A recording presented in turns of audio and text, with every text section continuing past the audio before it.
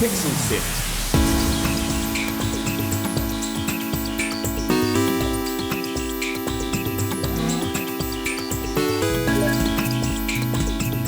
Hello, and welcome to episode 147 of Pixel Sift, the show dedicated to indie games from Australia and around the world. My name's Fiona, and tonight with me is my co-host Mitch. Hey, thanks for joining me. Look at us back in the studio. I know, isn't it exciting? I'm very excited. Yeah. I've missed this place. Yeah, it's great. And our guest this week is Galea from Ategig, and he's here to tell us all about their game Brimstone Brawlers, which came out recently on Steam. Hey, thanks for joining us as well tonight, Chris. Hey, thanks for having me.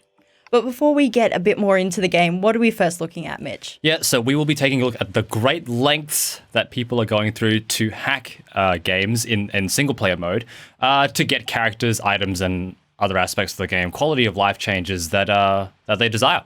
All right, let's get into it. Australia's best video game podcast. Subscribe to Pixel Sift on Apple Podcasts, Spotify, and wherever podcasts are found. So we asked everyone, what do you think about hacking in video games? And we're referring more specifically to Animal Crossing, the latest Animal Crossing game, New Horizons. It's exploding in popularity, but people have started to go into great lengths hacking the game to get characters or items or quality of life changes that they're desperately chasing.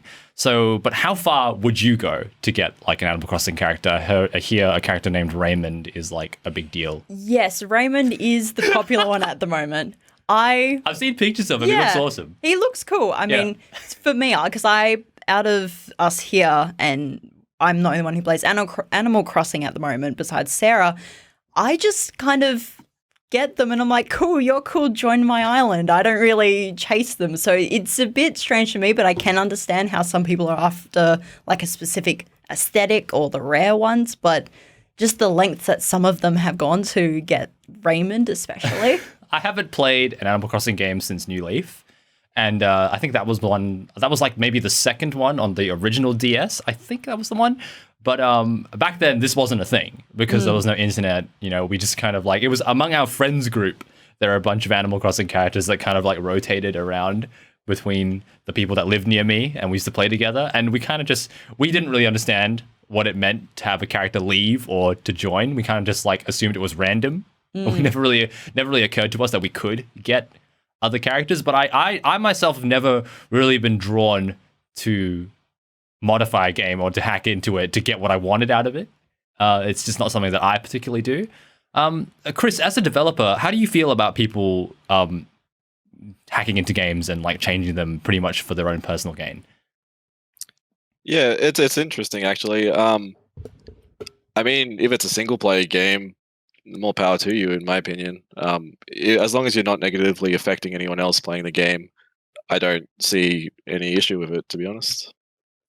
I think there's a big conversation of like the purity of it, I guess, and like people criticizing. Like there was a one of the reasons that I loved that someone was hacking into the game to put Raymond in their game so they could ruin the black market because apparently because things are very commodifiable in Animal Crossing New Horizons. Yes, you can now start charging people for Animal Crossing villages, and I saw there was a subreddit that was very creepy, and I was like, where people are just trading Animal Crossing villages. Like, it is a very big black market essentially, but people have gone to great lengths. Like within games, you can trade very rare items, things that you have to use, Stark fragments and things to exchange and make things. Or the other popular one is Nook Mile tickets, which takes a while to earn them in the game, and people are asking for like ridiculous, like almost 100 of them to get a specific character. So for those of us uninitiated, what are they? What are Nook Mile tickets? So in a way, Nook Mile tickets, in the game, you do little things like if you water 200 flowers, you get Nook Miles. So it's basically a little achievement way of rewarding you for doing things. And with those, you can buy Nook Mile tickets. And with those tickets, you can fly to different randomly generated islands within your game. And sometimes they have villages on it. So some people will ask, hey, if you want this character, give me 100 of them. And then with those tickets, they can go find another character or something like that. Chris, have you ever worked on a game with an economy and that like players could kind of do this kind of thing like in your engine or in your creation? I haven't, unfortunately, but it does not sound like a fun challenge to overcome, to be honest. It's interesting that Animal Crossing kind of markets itself as a pseudo multiplayer game, and I can see like a lot of issues popping up because of that, with the black market and things like that. But yeah, it definitely sounds like a challenging task to overcome. It's interesting when games like this start to bleed into real life. And there was one person, it was called a content creator called Poking Ninja, who was the one who ended up finding a Raymond and then basically hacking the game so people could get Raymond for free. But he was saying when you're a father and you see certain things happening, it hits a little differently sometimes with people and especially kids, because Animal Crossing is quite a bright, fun game. So, of course, kids going to play it. It gets into the sense of worry of, are they going to get their parents' credit card and pay money to get a character? It's interesting when it starts bleeding into real life. And that's when it's a worry. In doing research for this topic, I found a website, which I'm not going to name, that was essentially like WoW Gold almost. And it's illegal to sell WoW Gold or it's against the terms and conditions. I don't know if it's illegal to sell WoW Gold for actual money to other people, but people are totally doing it with bells and stuff in Animal Crossing. So like that's where my research took me. And I found multiple websites doing this. And it's a bit concerning that it's like something that's completely out of control of the original developers' design, and people are using it to essentially commodify it. Chris, have you ever hacked a game or maybe used little cheat codes to try and get a little bit further than you probably could playing it just normally? Yeah, I'm not proud of it, but there's been a few ARPGs I've played over my life, and a lot of those, they don't have big online communities, and you're not really affecting anyone. But there's been some quality of life issues where, maybe you can't re-roll your talent tree that you've pumped hundreds of hours into and accidentally placed the talent in the wrong spot. So I am guilty of using a save game editor to swap out a talent or two over my lifetime. But when I do it, I always have this really strange feeling of guilt afterwards, like my character's not as pure as it once was, just following the game's rules. And that's an interesting way of looking at it, because I don't hack games, but even just because on Animal Crossing I time travel just a tiny bit. I go a forward or back a day, but even then I only do it one day and I'm like, I can't believe I just did that. I could have just waited a day, but I want to do it now. I messed with the fabric of reality. I have.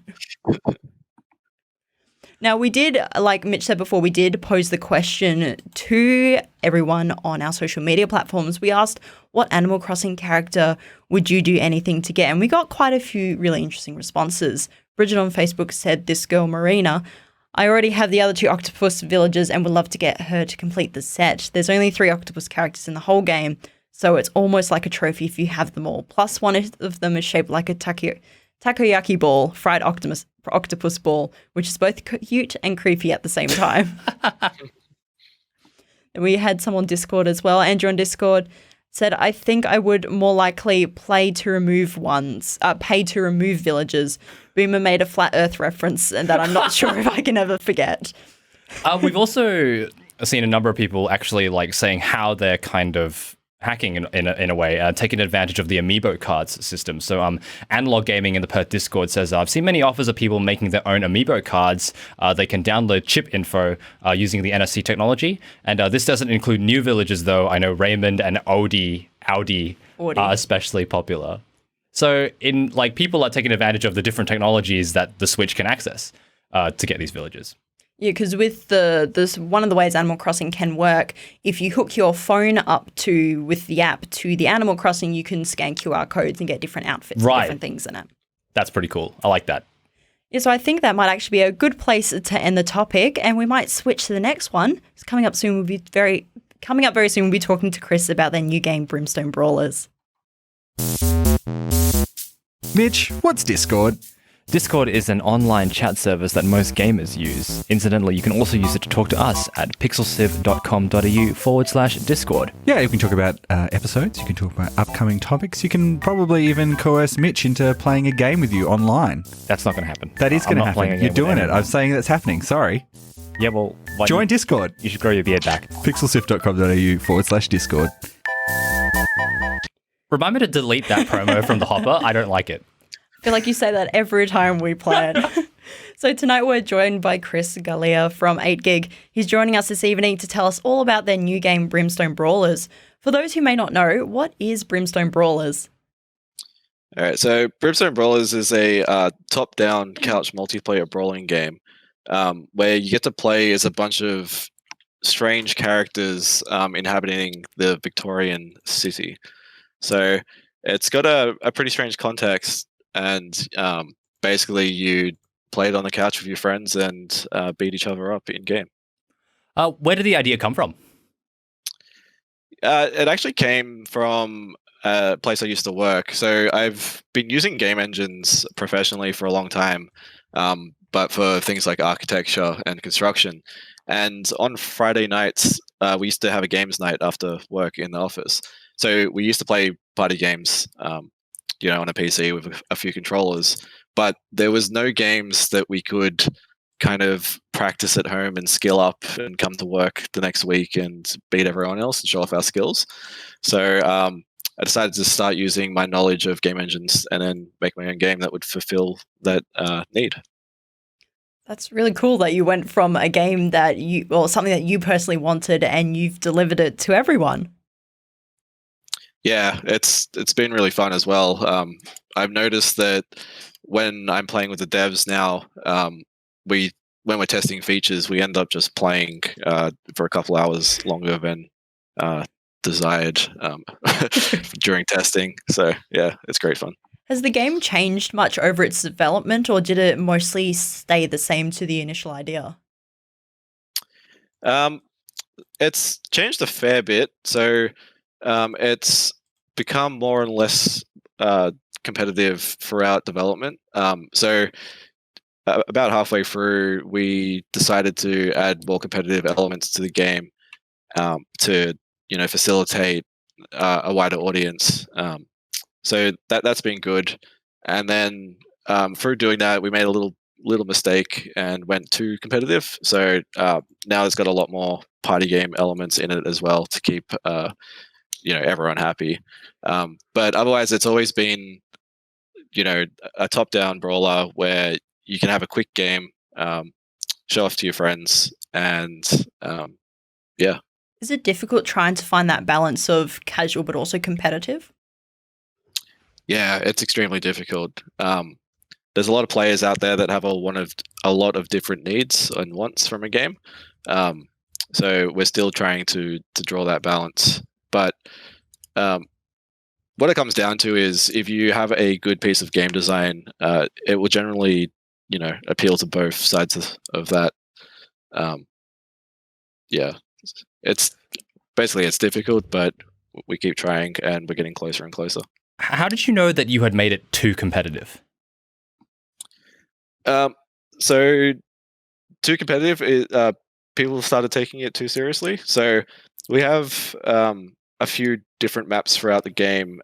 There's a station map, for example, where there's always a chance of getting hit by a train if you venture off the platform and onto the tracks. And we're noticing that there was a few players that were getting surprisingly irritated by that mechanic. So what we had to do then was work out a way to turn everything back to kind of make it less serious and keep people having fun throughout gameplay sessions.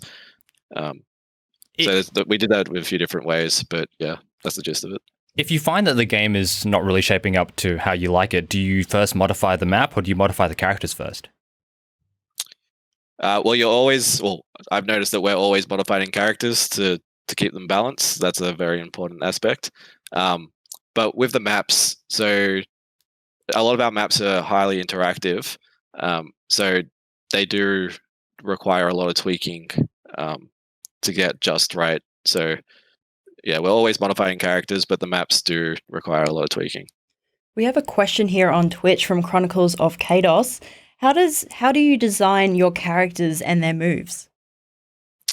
So the first step we have with designing our characters is we come up with an awesome idea. So that would just be like a napkin plan of a cool character. So we'll take the Traveler, for example, where it's a girl who she's traveling around. She has a big suitcase, and what's inside that suitcase is kind of a giant Lovecraftian monster. So that was a really appealing idea to us, and then the skill set kind of evolved out of that visual concept, if that makes sense. Because we're set in a Victorian industrial town, the characters' visuals are a big drive to a lot of the gameplay mechanics. So why did you decide the Victorian sort of era for the game?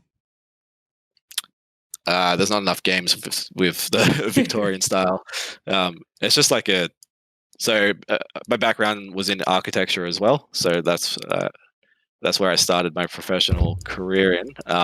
So I've always loved the Victorian buildings and kind of that time in history.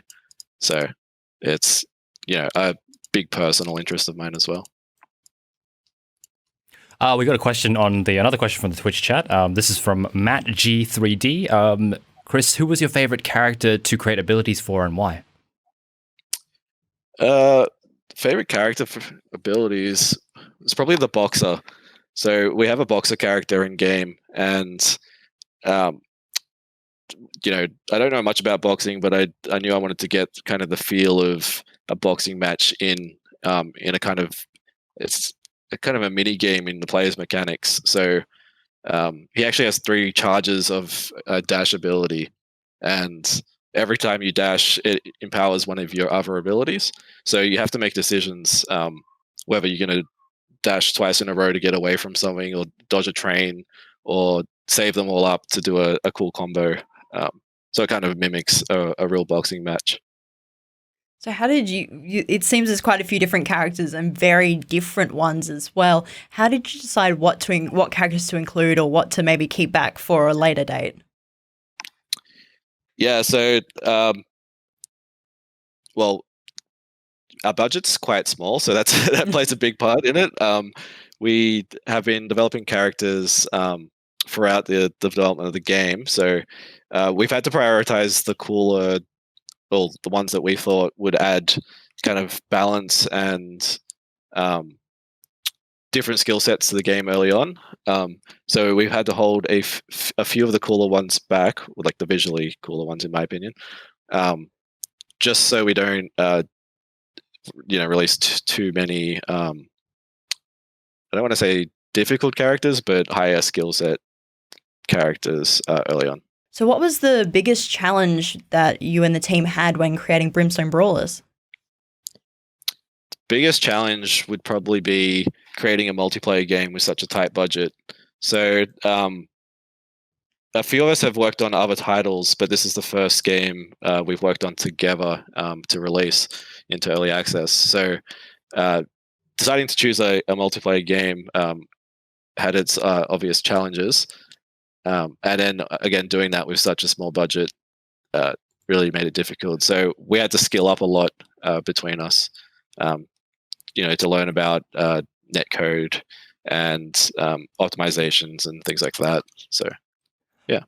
We have another question from the Twitch chat from you_fools. And they wrote, did a variety of playstyles influence your choices in character design? Yeah, they did. So, throughout, we've been running a closed alpha for about a year now before we released into early access, and we noticed there was a lot of different players from a lot of different games who were super interested in Brimstone Brawlers. So to facilitate them, we decided that we'd use the kind of archetype skill sets that you'd find in a lot of fantasy games, where there's the tanks and there's healers or the supports and the damage dealers. because we found that a lot of people have their favorite type of role to play in games like that. So we tried to replicate that a little bit in this brawling game. So you said you were an alpha for a year. How do you know when it's time to move on to the next stage in development after being in an alpha? Yeah, so for us it was easy, and it was basically when we were proud of the work we were doing and ready to release it to the broader community.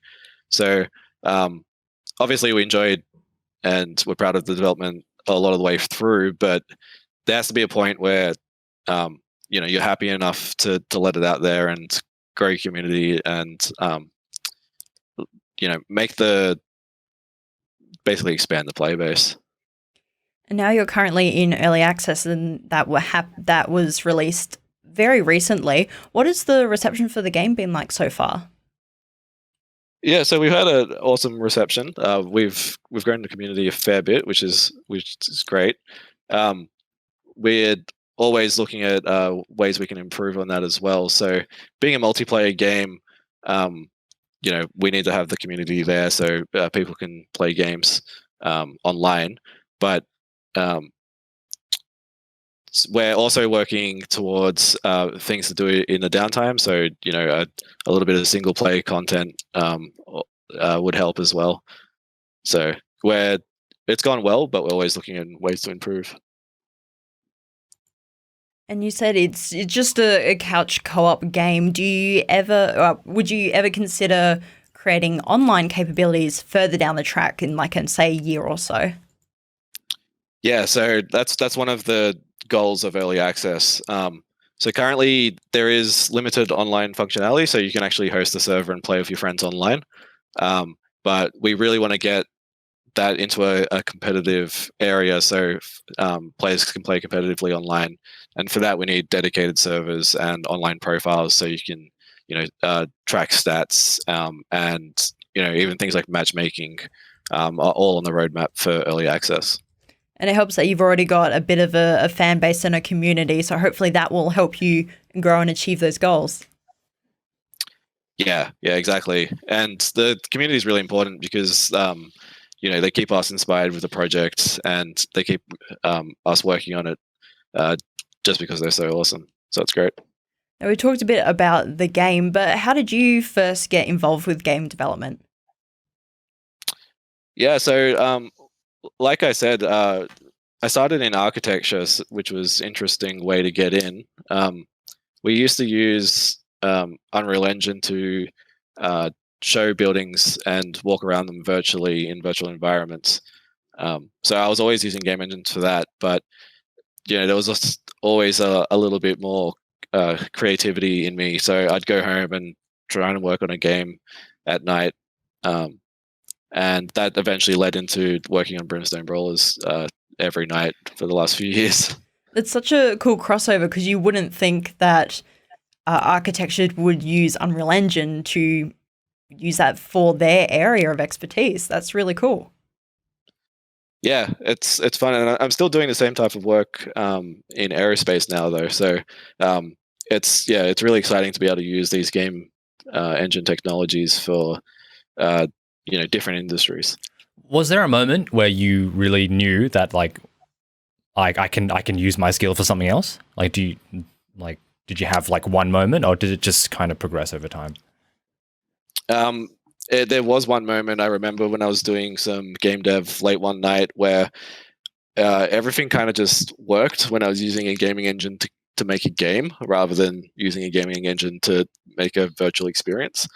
It all seemed a lot easier, and that's when I decided that I'd really enjoy, perhaps instead of having a conversation about where a toilet should sit in the bathroom for an architect, it'd be awesome to have a conversation about, how shiny a sword should be in the engine. So, yeah, that's what happened. How do you compare those two experiences? The using the same tools for different things. Do you is one significantly easier than the other? Are you challenged more in game development or in architecture? So, it's changed over time, to be honest. So early on, there wasn't that many people using game engines for other industries outside of gaming. But over the last few years, especially with Unreal Engine, we're seeing a big change where they're using it on big productions like the Star Wars productions, and the changes in real-time graphics are getting so significant that there's a lot of other industries looking to Unreal Engine for real-time rendering, and because of that, there's a lot more documentation on how you'd use it in other industries now. So, do you feel like that would move more people into game dev, or would it move more game developers into other industries? Could work both ways, to be honest. So it's they're pretty much the same skill set. That's obviously I went from architecture into game development, but it's all using the same tools in Engine. So I can imagine a lot of engineers or architects or any other field that would use real-time graphics rendering. They could make the leap over, and it'd be really interesting to see some of the creative ideas they come up with. Now you said before that Brimstone Brawlers is the first game that you've worked on. What was it like to create and release your first game and had such a good reception for it? It was both stressful and exciting. So leading up to it was obviously a whole lot of work to do to make sure everything ran properly and all the technical requirements were done. But once that was all out of the way, it was just fun to sit back and we jumped on and played a lot of games for a few days. So it was great getting in there with the community and playing those games. Have you played many games with the community? Is that something that you and the team will often do?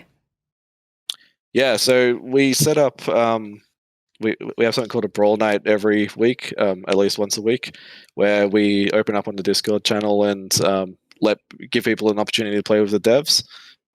So we try and do that as much as possible. But yeah, the communities, especially in a multiplayer game, they're really important. They have a lot of insights that you might overlook, especially because we're such a small team. So getting their feedback and insights and ideas is really important. So we've talked all about the game and how you got your start in game development, but just to end off, what advice would you give to someone who wants to do this game developing for a career? Honestly, just download either Unity or Unreal Engine and jump onto Google and start doing some basic tutorials. They're getting to the point where you can achieve a lot in Engine early on, and you can really learn the fundamentals by just watching YouTube videos.